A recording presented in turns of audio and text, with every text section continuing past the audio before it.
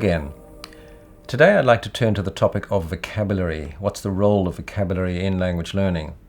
Well, vocabulary, of course, is basic to all the skills: listening, speaking, reading and writing, and it's really one of the core building blocks of language development. And perhaps the learning of vocabulary is sometimes considered very daunting for learners. You look at a dictionary, there's 80,000, 100,000 words in it. How can one ever master that many words? Well, of course, fortunately, learners don't need to know that many words, because the vocabulary that we use in daily communication is much more restricted.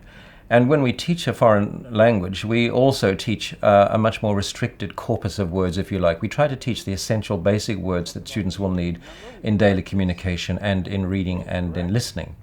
How many words is that? Well, probably an initial target of 3,000 to 4,000 words is what we aim for at the intermediate, lower to intermediate level of language proficiency. If students go further with their studies, they'll need perhaps up to 10,000 words to be able to read college-level materials in English. Many students, of course, have acquired far fewer words than that, although they've been exposed to many words in the books that they study from at school. So mastering vocabulary is an essential goal in every lesson. I would recommend that at the end of every unit that you teach, you look back and ask, what are the key words that the students encountered in this lesson? Draw the students' attention to those words. Have students keep vocabulary journals. Have students look out for words that they encounter outside of class, on the internet, in movies and so on, and bring them to class to talk about.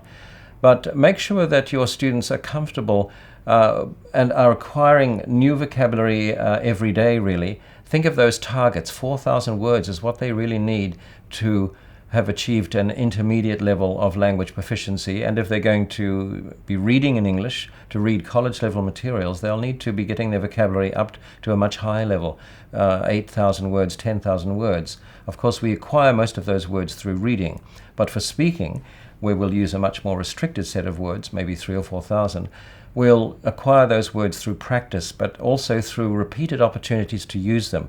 And that's why it's important to constantly review vocabulary, to find activities for students which focus on the words that they've studied, the words that they've encountered, and have them keep a vocabulary journal, use those words in their speech and writing wherever they can. So vocabulary building is really one of the most basic steps in language learning, and something that we cannot afford to ignore. Thanks for watching.